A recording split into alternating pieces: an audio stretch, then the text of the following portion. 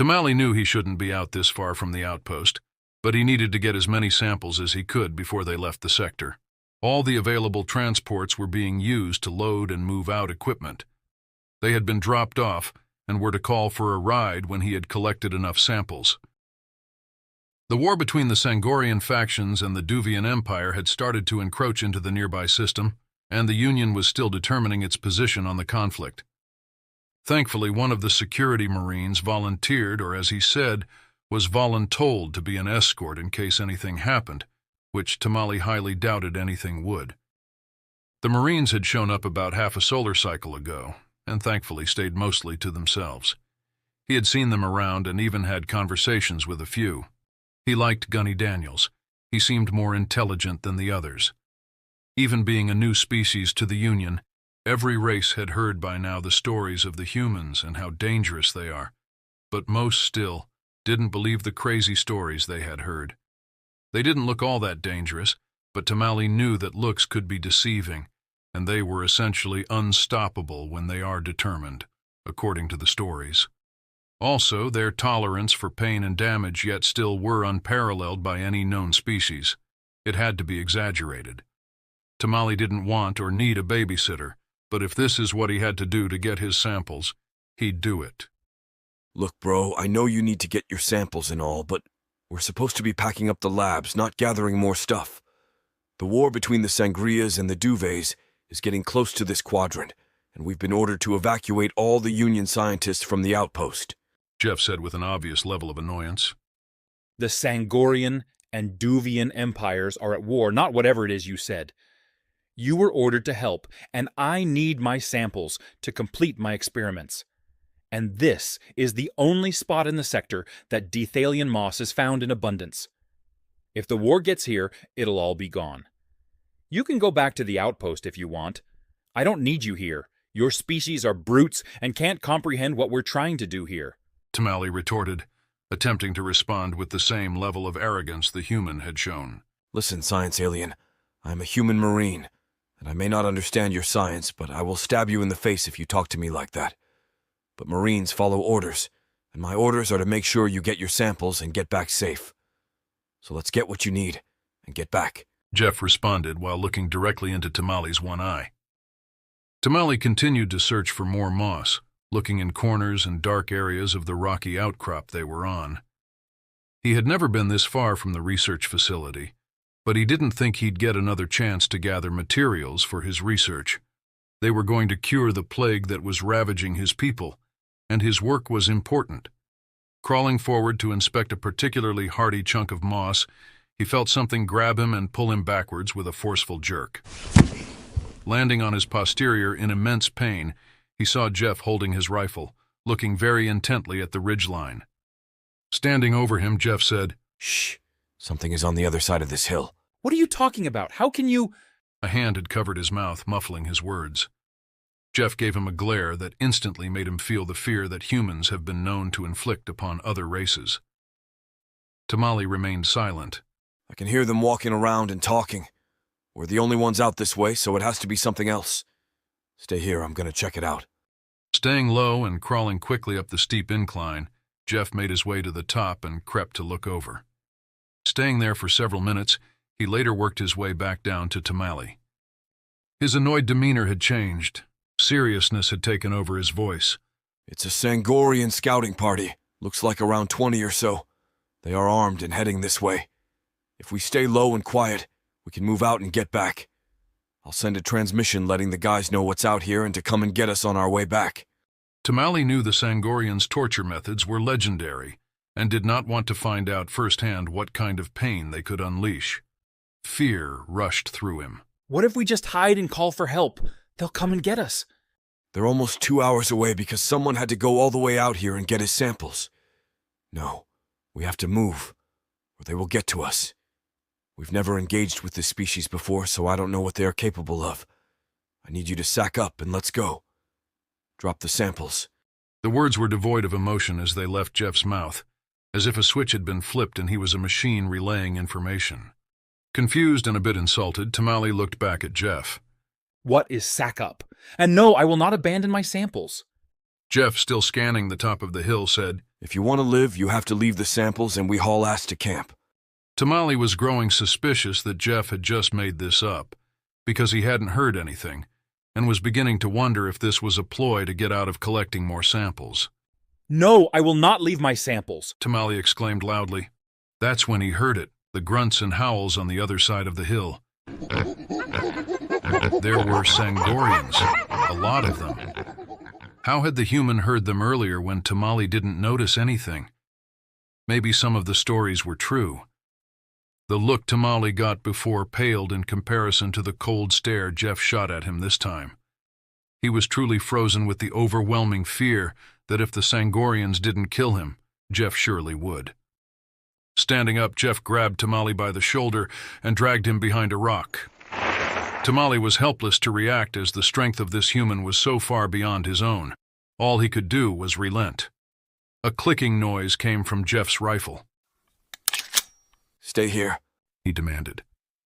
Looking down on Tamale, Jeff plainly stated, I have 3 magazines and 2 grenades, which may or may not be enough to get us through this. If I fall, you run as hard and as fast as you can that way. He gestured towards the outpost. Crouching, he moved towards the sounds of the Sangorians and found a spot behind a large boulder.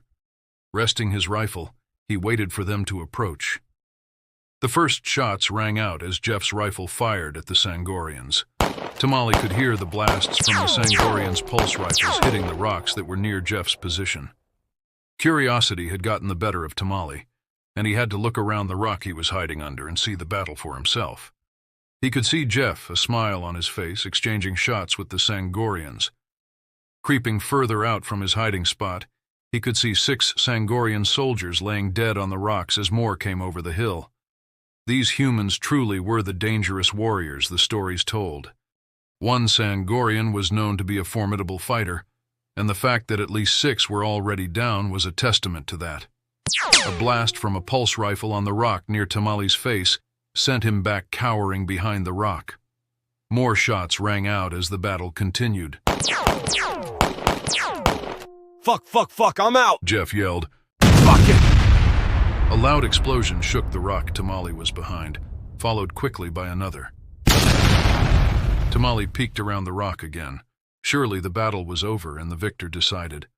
Scores of dead Sangorians were strewn across the hillside, bent and twisted in odd positions. Most dead, some still dying, but more still came. This was not just a scouting party. They were moving into this solar system. Jeff was now standing, his knife in hand. A guttural scream emanated from him, and he began a charge up the hill towards the Sangorians. Ah! They stopped their advance and stared in awe as the human raced up the hill towards them, completely devoid of fear. The first Sangorian Jeff came to just stood there as the knife entered his neck. A gurgle and bubbles of purple blood gushed out, and the soldier dropped instantly. The snouted faces of the Sangorians all turned to panic as they turned and ran up the hill. Jeff continued his advance, coming to one and then the next, slicing his way through them as they fell in his wake. Coming to the top of the hill, covered in a purple mess, he stretched out his arms, looked to the sky, and yelled. Ah! Tamale believed it to be louder than the explosions heard before. All of a sudden, Jeff turned quickly, and Tamale could see the look of panic on his face. Before he could take a step, there was a large explosion at the top of the hill behind Jeff, sending him hurtling down the hill. Landing a little way from Tamale, he could see Jeff lying awkwardly. That was it. Jeff was dead. Tamale was sure until he heard a groan coming from the crumpled Jeff. Scrambling over to him, he could see Jeff was still alive and breathing, knife still in his hand. Tamale attempted to roll him onto his back. Ah, motherfucker! That hurt! Jeff said, shaking his head and attempting to get his bearing, leaning forward to stand. Ow, ow, ow! God damn it, I landed funny and my back went out! Tamale was confused. His back was still there, so how had he survived the explosion and the fall? This human should have been dead at least twice over from that. What do you mean your back is out? It's still here with you. Grinning slightly, Jeff looked at Tamale. Means the muscles in my back have locked up and I can't really move. I can feel and move my toes so it's not broken. I can still fight, but I can't get away. You need to run now. I'll hold them off as long as I can. Tamale, still shocked by the events of the afternoon, sat there wondering how the Marine thought he could still fight and how he was not dead. If the human thought he needed to go, he should probably go. He got up to leave, but the remainder of the Sangorian forces came rushing over the hill and descended upon them. Jeff swung his blade wildly as they got close and managed to cut a few as they approached. Tamale was unable to make his escape, and they were captured. The human was dragged over the hill to the Sangorian ship, and Tamale walked by his side. Jeff defiantly muttered curses and threats all the way to the hangar of the ship. Once in the vessel, the remaining Sangorians were muttering about the amount of torture and the type to inflict on Jeff. They had suffered tremendous losses. Tamale was sure he heard a number near 40 at the hand of a single human. They needed vengeance and information. If they were going to fight these things, these humans, they needed to know what they were going up against. Surely he must be a legendary fighter and not some normal human. And what was a Marine? How many were there? Eventually they decided upon the coercion harness, the most infamous of their torture devices. Watching helplessly as they carried the human down the hall into the next room, Tamale felt guilt and sorrow for the fate that awaited the human who had valiantly tried to protect him. The door slammed shut behind him, and he heard the laughter and excitement from the Sangorians on the other side. They rarely got to use the coercion harness because most species couldn't last longer than a few minutes without dying or losing their mind from the pain. Clattering and banging emanated from the other room, then Tamale heard it. The moans and groans from Jeff. He was in the harness, and it had begun. He sat slumped over in the hangar. 4 Sangorians stood around him, their small mouths and snouts snorting with excitement over the torture of Jeff. An hour passed, and the noise from the human in the other room stopped. During that time, worry had replaced the smiles on the Sangorian faces. Nothing had lasted a tenth of that time in the harness. If this human could sustain that much torture, what else were they capable of? The completion of the torture and the noises stopping had given them some sense of relief. At least they could be killed. There was a loud bang on the door of the hangar, and the Sangorians all perked up to look towards the noise. An explosion followed, and smoke filled the hangar. Tamale was knocked to the floor. Closing his eyes, he heard a familiar sound, and then 4 loud thuds next to him. Tamale, is that you? Get up. Where is Lance Corporal Sims? Dazed and disoriented from the explosion, he had trouble composing himself. Looking around, he saw that the 4 Sangorians were dead, and 8 Marines stood in the hangar. I am Gunny Daniels, you know me. Where is the Marine who was with you? Still shook, he pointed at the door to the coercion harness room. He's dead, Tamale said softly. He was incredible. He did his best and took many of them before we were captured. The gunny's eyes narrowed, and he looked at the door. We know. We saw the battle site. He gave them hell, and we're going to finish this. The Marines all raised their weapons towards the door and, without a word, lined up in formation. The gunny's hand moved quickly.